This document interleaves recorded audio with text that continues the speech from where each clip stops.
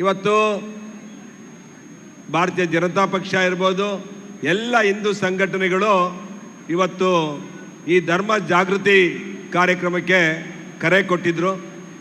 ಆ ಕರೆ ಕೊಟ್ಟಿರೋದ್ರಲ್ಲಿ ಭಾಳ ವಿಶೇಷವಾಗಿ ಇವತ್ತಿನ ಕಾರ್ಯಕ್ರಮದ ಮುಖ್ಯ ಉದ್ದೇಶ ಏನಪ್ಪ ಅಂತ ಹೇಳಿದ್ರೆ, ಹಿಂದೂ ಧರ್ಮದ ಮೇಲೆ ನಡೆಯುತ್ತಿರುವ ದಾಳಿಯನ್ನು ರಕ್ಷಣೆ ಮಾಡಬೇಕು, ಧರ್ಮಸ್ಥಳದ ಪಾವಿತ್ರತೆಯನ್ನು ಕಾಪಾಡಬೇಕು ಮತ್ತು ಹಿಂದೂ ಧರ್ಮದ ಪಾವಿತ್ರತೆಯನ್ನು ಕಾಪಾಡಬೇಕು ಅಂತೇಳಿ ಈ ಒಂದು ಬೃಹತ್ ಸಮಾವೇಶವನ್ನು ಕಾರ್ಯಕ್ರಮವನ್ನು ಧರ್ಮಸ್ಥಳದ ಮಂಜುನಾಥನ ಸನ್ನಿಧಿಯಲ್ಲಿ ಇವತ್ತು ನಾವೆಲ್ಲರೂ ಕೂಡ ಆಯೋಜನೆ ಮಾಡಿದ್ದೇವೆ. ಈ ಕಾರ್ಯಕ್ರಮವನ್ನು ನಮ್ಮ ನೆಚ್ಚಿನ ನಾಯಕರಾದಂಥ ಮಾನ್ಯ ರಾಜ್ಯ ಅಧ್ಯಕ್ಷರು, ರೈತ ಮುಖಂಡರು ಆದಂಥ ವಿಜಯಣ್ಣವರು ಉದ್ಘಾಟನೆ ಮಾಡೋರಿದ್ದಾರೆ. ವಿರೋಧ ಪಕ್ಷದ ನಾಯಕರಾದಂಥ ಆರ್ ಅಶೋಕ್ ಅವರು, ಪ್ರಹ್ಲಾದ್ ಜೋಶಿ ಅವರು, ಜಗದೀಶ್ ಶೆಟ್ಟರು ಮತ್ತು ಅಶ್ವಥ್ ನಾರಾಯಣರು, ಎಲ್ಲ ನಮ್ಮ ಮುಖಂಡರು ಕೂಡ ಪಾದಯಾತ್ರೆಯಿಂದ ಬರ್ತಿದ್ದಾರೆ. ಆತ್ಮೀಯರೇ, ಇವತ್ತು ಈ ಕಾರ್ಯಕ್ರಮ ಉದ್ದೇಶಿಸಿ ನಾನು ಮಾತಾಡ್ತಿರೋದು ಏನಂತ ಹೇಳಪ್ಪ ಅಂತ ಹೇಳಿದ್ರೆ, ಈ ಧರ್ಮಸ್ಥಳದ ವಿಷಯದಲ್ಲಿ ಕಾಂಗ್ರೆಸ್ ಸರ್ಕಾರ, ಸಿದ್ದರಾಮಯ್ಯನವರ ಸರ್ಕಾರ ನಡೆದುಕೊಂಡಂಥ ರೀತಿ ಯಾವ ರೀತಿ ಇತ್ತಪ್ಪ ಅಂತ ಹೇಳಿದ್ರೆ, ಸತತವಾಗಿ 500-600 ವರ್ಷಗಳ ಇತಿಹಾಸ ಇರುವಂಥ ಒಂದು ಧರ್ಮಸ್ಥಳವನ್ನು ಅಪವಿತ್ರವನ್ನು ಗಳಿಸುವಂಥದ್ದನ್ನು ನಗರ ನ್ಯಾಕ್ಸಲಿಸ್ಟ್ಗಳು, ಕೋಮುವಾದಿಗಳು, ಕಮ್ಯುನಿಸ್ಟರು ಎಲ್ಲರೂ ಸೇರಿ ಈ ಒಂದು ಪಾವಿತ್ರತೆಯನ್ನು ಹಾಳು ಮಾಡಬೇಕು ಅಂತೇಳಿ ಸುಮಾರು 12 ವರ್ಷಗಳಿಂದ ಸತತವಾಗಿ ಧರ್ಮಸ್ಥಳ ಮತ್ತು ಅಣ್ಣಪ್ಪನ ಸನ್ನಿಧಾನಕ್ಕೆ ದಾಳಿಯನ್ನು ಮಾಡ್ತಿರೋದನ್ನು ನಾವು ನೋಡ್ತಿದ್ದೇವೆ. ಇವತ್ತು ಒಂದು ವಿದ್ಯಮಾನಗಳು, ಈಗ ನಡೆಯುತ್ತಿರುವಂಥ ವಿದ್ಯಮಾನಗಳನ್ನು ನೋಡಿದ್ರೆ, ಒಂದು ತಿಂಗಳಿಂದ ಯಾರೋ ಒಬ್ಬ ಬರ್ತಾನೆ, ಒಂದು ಬುರುಡೆ ತರ್ತಾನೆ, ನಾನು ಧರ್ಮಸ್ಥಳದ ಆಸುಪಾಸಿನಲ್ಲಿ 100 ಹೆಣಗಳನ್ನು ಊತಿದ್ದೇನೆ, ಅವೆಲ್ಲವೂ ಅತ್ಯಾಚಾರಕ್ಕೆ ಒಳಗಾಗಿದ್ದು ಅಂತೇಳಿ ಆರೋಪವನ್ನು ಮಾಡ್ತಾನೆ. ಸುಮಾರು 20 ವರ್ಷಗಳ ಹಿಂದೆ ನಡೆದಂಥ ಘಟನೆಯನ್ನ ಕಣ್ಣು ಮುಂದೆ ಇಡ್ತಾನೆ.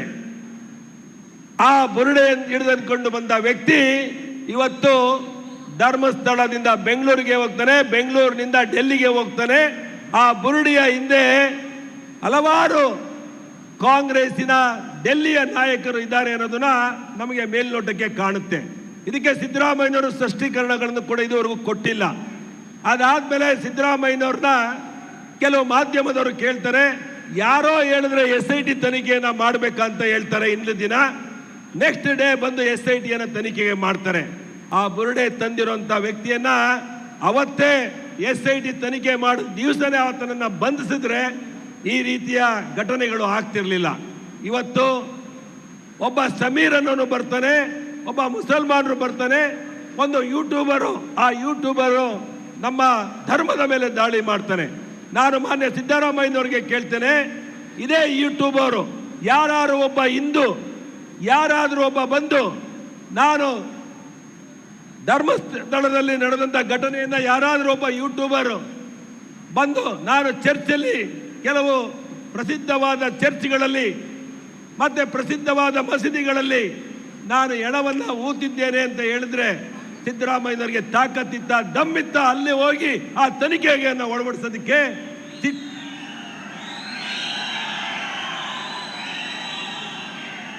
ಇವತ್ತೊಂದು ಚಿಕ್ಕ ಘಟನೆ ಆದ್ರೆ, ಮುಸಲ್ಮಾನರ ಧರ್ಮದ ಬಗ್ಗೆ ಏನಾದರೂ ಒಂದು ತಮ್ಮ ಧರ್ಮ ಗ್ರಂಥದ ಬಗ್ಗೆ ಮಾತಾಡಿದ್ರೆ ಹೋಗಿ ಪೊಲೀಸ್ ಸ್ಟೇಷನ್ಗೆ ಬೆಂಕಿ ಇಡ್ತಾರೆ, ಸಾರ್ವಜನಿಕರ ಆಸ್ತಿಯನ್ನ ಬೆಂಕಿ ಇಡ್ತಾರೆ.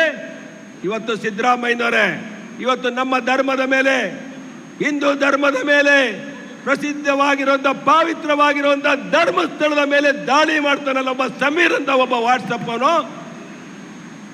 ವಾಟ್ಸಪ್ ಅಲ್ಲಿ ಸೋಷಿಯಲ್ ಮೀಡಿಯಾದಲ್ಲಿ ಅವನು ಕೂಲಿಂಗ್ ಗ್ಲಾಸ್ ಹಾಕೊಂಡು ಒಬ್ಬ ಹೀರೋ ತರ ಕರ್ಕೊಂಡ್ಬರ್ತೀರಲ್ಲ ನೀವು ಪೊಲೀಸ್ನವರು, ಅವನನ್ನ ವೈಭವೀಕರಿಸ್ತೀರಲ್ಲ, ಇಲ್ಲಿವರೆಗೂ ಅವನ್ನ ಬಂಧಕ್ಕಾಗಲಿವಲ್ಲ. ನಮ್ಮ ಧರ್ಮದ ಮೇಲೆ ನಿರಂತರವಾಗಿ ದಾಳಿ ಮಾಡಿದಂಥ ಒಬ್ಬ ಮುಸಲ್ಮಾನ್ ಯುವಕನ ಬಂಧಿಸಕ್ಕೆ ನಿಮಗೆ ಯೋಗ್ಯತೆ ಇಲ್ಲ ಅಂತ ಅಂದ್ರೆ, ಇವತ್ತು ಭಾರತೀಯ ಜನತಾ ಪಕ್ಷದ ಮೇಲೆ ಹೇಳ್ತೀರಾ ರಾಜಕೀಯ ಮಾಡ್ತಾರೆ ಅಂತ ಹೇಳಿ.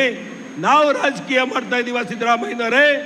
ನಿಮ್ಮ DK ಶಿವಕುಮಾರ್ ಅವರು ಹೇಳಿದ್ರು, ಏನ್ ಹೇಳಿದ್ರು ಅಸೆಂಬ್ಲಿಯಲ್ಲಿ, ಇದು ಧರ್ಮಸ್ಥಳದ ಮೇಲೆ ನಡೆದಿರುವಂತಹ ಷಡ್ಯಂತರ. ಇದನ್ನ ನಾವು ಒದ್ದು ಒಳಕಾಗ್ತೇವೆ ಅಂತೇಳಿ. ನೀವು ಒದ್ದು ಒಳಕಾಗ್ತಿರೋ ಇಲ್ವೋ ಡಿ ಕೆ ಶಿವಕುಮಾರ್ ಅವರೇ, ಸಿದ್ದರಾಮಯ್ಯನವರೇ, ಈ ರಾಜ್ಯದ ಜನ ನಿಮ್ಮನ್ನ ಒದ್ದು ಈ ಸೀಟಿಂದ ಕಳಿಸ್ತಾರೆ. ಇವತ್ತು ಪ್ರಾರಂಭ ಮಾಡಿದ್ದೇವೆ, ನಾವು ಇವತ್ತು ಪ್ರಾರಂಭ ಮಾಡಿದ್ದೇವೆ. ನಮ್ಮ ನಾಯಕರು ಭಾಷಣ ಮಾಡೋರಿದ್ದಾರೆ. ಧರ್ಮಸ್ಥಳದ ವೀರೇಂದ್ರ ಹೆಗಡೆಯವರು 25ನೇ ವಯಸ್ಸಿನಲ್ಲಿ ಧರ್ಮಾಧಿಕಾರಿಗಳಾಗಿದ್ದಂಥವ್ರು. 50 ವರ್ಷಗಳ ಕಾಲ ಈ ಧರ್ಮಸ್ಥಳಕ್ಕೆ ಯಾವುದೇ ಒಂದು ಕಪ್ಪು ಚುಕ್ಕೆಯನ್ನ ತರದಲೆ ಧರ್ಮಾಧಿಕಾರಿಯಾಗಿ ಕೆಲಸ ಮಾಡಿದಂಥವ್ರು. ಗ್ರಾಮೀಣ ಅಭಿವೃದ್ಧಿಯಲ್ಲಿ ಬಡ ಹೆಣ್ಣು ಮಕ್ಕಳಿಗೆ ಸಾಕಷ್ಟು ತಮ್ಮ ಸ್ವಯಂ ಉದ್ಯೋಗದಡಿ ತಮ್ಮ ಕಾಲ ಮೇಲೆ ನಿಂತ್ಕೊಳ್ಳಕ್ಕೆ ಅವಕಾಶ ಮಾಡಿಕೊಟ್ಟಂಥವ್ರು. ಸಾಕಷ್ಟು ಹಳ್ಳಿಗಳಲ್ಲಿ ಕುಡಿಯುವ ನೀರಿನ ಶುದ್ಧೀಕರಣ ಘಟಕವನ್ನು ಕೊಟ್ಟಂಥವ್ರು. ದೇವಸ್ಥಾನಗಳನ್ನು ಜೀರ್ಣೋದ್ಧಾರ ಮಾಡಿದಂಥವ್ರು, ಪುರಾತನ ದೇವಸ್ಥಾನಗಳನ್ನು ಜೀರ್ಣೋದ್ಧಾರ ಮಾಡಿದಂಥವ್ರು. ಲಕ್ಷಾಂತರ ಜನರಿಗೆ ಉದ್ಯೋಗವನ್ನ ಕೊಟ್ಟಿರುವಂಥವ್ರು. ಇವತ್ತು ಅವರು ನಡೆಸಿರುವಂಥ ಶಿಕ್ಷಣ ಸಂಸ್ಥೆಗಳಲ್ಲಿ ಧರ್ಮಸ್ಥಳದ ವೀರೇಂದ್ರ ಹೆಗಡೆಯವರ ಹೆಸರಿದೆಯಾ? ಶ್ರೀ ಮಂಜುನಾಥನ ಹೆಸರಿದೆ ಸ್ವಾಮಿ. ಇಂಥ ಒಬ್ಬ ಪಾವಿತ್ರತೆ ಇರುವಂತ ಒಬ್ಬ ವ್ಯಕ್ತಿಗೆ ಇವತ್ತು ಸಮಾಜದಲ್ಲಿ ಕಪ್ಪು ಚುಕ್ಕೆ ಇಟ್ಟುವಂತ ಕೆಲಸಗಳನ್ನ ಈ ನಗರ ನ್ಯಾಕ್ಸಲಿಸ್ಟ್ಗಳು, ಕಮ್ಯುನಿಸ್ಟ್ ಅವರು, ಕೆಲವು ಹಿಂದೂ ಸಂಘಟನೆಯ ವಿರೋಧಿ ಸಂಘಟನೆಗಳು ಇವತ್ತು ಹಿಂದೂ ಧರ್ಮದ ಮೇಲೆ ಸತತವಾಗಿ ದಾಳಿಯನ್ನು ನಡೆಸ್ತಾ ಇರೋದನ್ನ ನಾವು ನೋಡ್ತಾ ಇದ್ದೇವೆ. ಮಾನ್ಯ ಅಮ್ಮ ಭಕ್ತಾದಿಗಳೇ, ಇವತ್ತು ನಾನು ಸಿದ್ದರಾಮಯ್ಯನವ್ರಿಗೆ ಹೇಳಕ್ಕೆ ಇಷ್ಟಪಡ್ತೇನೆ. ಮಾನ್ಯ ಸಿದ್ದರಾಮಯ್ಯನವರೇ, ನೀವು ಈ ರಾಜ್ಯದ ಮುಖ್ಯಮಂತ್ರಿ ಆದ್ಮೇಲೆ ನಿರಂತರವಾಗಿ ಹಿಂದೂಗಳ ಧರ್ಮದ ಮೇಲೆ ದಾಳಿ ಮಾಡ್ತಾ ಇದ್ದೀರಾ. ಇವತ್ತು ಧರ್ಮಸ್ಥಳ ಆಯ್ತು, ಇವತ್ತು ಪುನಃ ಚಾಮುಂಡಿ ಬೆಟ್ಟಕ್ಕೆ ದಾಳಿ ಮಾಡೋದನ್ನ ಪ್ರಾರಂಭ ಮಾಡಿದ್ರ. ಯಾರು ಗೋಮಾಂಸವನ್ನ ತಿಂತಾರೋ, ಯಾರು ನಾವು ಹಿಂದೂಗಳು ಗೋಮಾತೆಯನ್ನ ಭಕ್ತಿಯಿಂದ ಪೂಜೆ ಮಾಡ್ತೀವೋ ಅಂತ ಒಬ್ಬ ಗೋಮಾಂಸ ತಿನ್ನೋರನ್ನ ಕರ್ಕೊಂಡ್ಬಂದು ಚಾಮುಂಡಿ ಬೆಟ್ಟದಲ್ಲಿ ಚಾಮುಂಡೇಶ್ವರಿಯ ಕಾರ್ಯಕ್ರಮದಲ್ಲಿ ಉದ್ಘಾಟನೆ ಮಾಡ್ತೀರಾ. ಇದು ನಿಮ್ಮ ಹಿಂದುತ್ವನ? ನನ್ನ ಹೆಸರಲ್ಲಿ ಸಿದ್ದರಾಮ ಇದೆ ಅಂತ ಹೇಳ್ತೀರಾ. ಡಿ ಕೆ ಶಿವಕುಮಾರ್ ಅವರೇ, ನನ್ನ ಹೆಸರಲ್ಲಿ ಶಿವನ ಮತ್ತೆ ಹೆಸರಿದೆ ಅಂತ ಹೇಳ್ತೀರಾ. ನೀವು ನಡ್ಕೊಳ್ಳೋ ರೀತಿ ಏನಿದೆ? ಕರ್ನಾಟಕದಲ್ಲಿ ಜನ 141 ಸ್ನಾನವನ್ನು ಕೊಟ್ಟಿದ್ದಾರೆ ಅಂತ ಹೇಳಿ ಪದೇ ಪದೇ ಹಿಂದೂಗಳ ಮೇಲೆ ದಾಳಿ ಮಾಡ್ತಾ ಇದ್ದೀರಾ ನೀವು. ಇದಕ್ಕೆಲ್ಲ ಉತ್ತರ ಕೊಡ್ತಾರೆ ಈ ರಾಜ್ಯದ ಜನ, ಉತ್ತರ ಕೊಡ್ತಾರೆ. ಮಾನ್ಯ ಸಿದ್ದರಾಮಯ್ಯನವರೇ, ಮಾನ್ಯ ಡಿ ಕೆ ಶಿವಕುಮಾರ್ ಅವರೇ, ಇವತ್ತು ಒತ್ತಾಯವನ್ನ ಮಾಡ್ತಿದ್ದೇವೆ ರಾಜ್ಯ ಸರ್ಕಾರಕ್ಕೆ. ಈ ಒಂದು ಏನು SIT ತನಿಖೆ ನಡೀತಾ ಇದೆ, ಈ ತನಿಖೆ ಮೇಲೆ ನಮಗೆ, ಸರ್ಕಾರದ ಮೇಲೆ ನಮಗೆ ವಿಶ್ವಾಸ ಇಲ್ಲ. ಇದನ್ನ ನೀವು ಒಬ್ಬ ಹೈಕೋರ್ಟ್ ಜಡ್ಜಿಂದ ಇಲ್ಲ ಸುಪ್ರೀಂ ಕೋರ್ಟ್ ನ್ಯಾಯಾಧೀಶರಿಂದ ಇಲ್ಲ ಅಂತ ಹೇಳಿದ್ರೆ SIT ಇಂದ NIA ತನಿಖೆಗೆ ಇದನ್ನ ಒಳಸ್ಪಡಬೇಕು. ಯಾರು ಧರ್ಮಸ್ಥಳದ ಹಿಂದೆ ಇದ್ದಾರೆ ಅಂತವ್ರನ್ನ ಡಿ ಕೆ ಶಿವಕುಮಾರ್ ಅವರು ಹೇಳ್ದಂಗೆ ಒದ್ದು ಒಳಕಾಕ್ಸ್ಬೇಕು. ಎಷ್ಟೇ ಬಲಿಷ್ಠರಾಗಿದ್ರೆ ಕಾಂಗ್ರೆಸ್ ಅವರು ಇರ್ಬೋದು. ಇದರ ಹಿಂದೆ ದೊಡ್ಡ ಷಡ್ಯಂತ್ರ ಇದೆ ಅಂತ ಹೇಳಿ ನಾವ್ ಹೇಳಿಲ್ಲ, ಡಿ ಕೆ ಶಿವಕುಮಾರ್ ಅವರು ಹೇಳಿದ್ದಾರೆ. ನಾವು BJP ಅವರು ಮಾತಾಡಿದ್ರೆ ನಾವು ರಾಜಕೀಯ ಮಾತಾಡ್ತೀವಿ ಅಂತ ಹೇಳ್ತೀರಾ. ನಾನಿವತ್ತು ಮಾನ್ಯ ಸಿದ್ದರಾಮಯ್ಯನ ಕಾಂಗ್ರೆಸ್ ಸರ್ಕಾರಕ್ಕೆ ಎಚ್ಚರಿಕೆಯನ್ನು ಕೊಡ್ತಿದ್ದೇವೆ. ಇದು ಮೊದಲನೇ ಹೆಜ್ಜೆ ನಾವು ಇಡ್ತಾ ಇರೋದು. ಇವತ್ತು ಸಾವಿರಾರು ಸಂಖ್ಯೆಯಲ್ಲಿ ಇಲ್ಲಿ ಸೇರಿದ್ದೇವೆ ನಾವೆಲ್ಲ ಭಕ್ತಾದಿಗಳು. ಇವತ್ತು ಧರ್ಮಸ್ಥಳದ ಕೋಟ್ಯಾಂತರ ಭಕ್ತಾದಿಗಳನ್ನು ಹೊಂದಿರುವಂತ ಧರ್ಮಸ್ಥಳದಲ್ಲಿ ಇದು ಒಂದು ಟ್ರೈಲರ್ ಅಷ್ಟೇ. ಮುಂದಿನ ದಿನಗಳಲ್ಲಿ ಇಡೀ ಕರ್ನಾಟಕದ ಹಿಂದೂಗಳು ನಿಮ್ಮ ವಿರುದ್ಧ ತಿರುಗಿ ಬೀಳ್ತಾರೆ, ನಿಮ್ಮ ಸರ್ಕಾರವನ್ನು ಕಿತ್ತು ಒಗಿತಾರೆ ಅಂತ ಹೇಳಿ ಈ ಒಂದು ಕಾರ್ಯಕ್ರಮದಲ್ಲಿ ಮಾತನಾಡಲು ಅವಕಾಶ ಮಾಡಿಕೊಟ್ಟಂತ ಎಲ್ಲ ನಮ್ಮ ಸಂಘಟನೆಗಾರರಿಗೆ ಮತ್ತೆ ನಮ್ಮ ಬಂದಿರುವಂತ ಎಲ್ಲ ಭಕ್ತರಿಗೆ, ಧರ್ಮಸ್ಥಳದ ಮಂಜುನಾಥನಿಗೆ ಮತ್ತೆ ಅಣ್ಣಪ್ಪ ಸ್ವಾಮಿಗೆ ವಂದಿಸಿ ನನ್ನ ಮಾತನ್ನು ಮುಗಿಸ್ತೇನೆ. ಜೈ ಹಿಂದ್, ಜೈ ಹಿಂದೂ.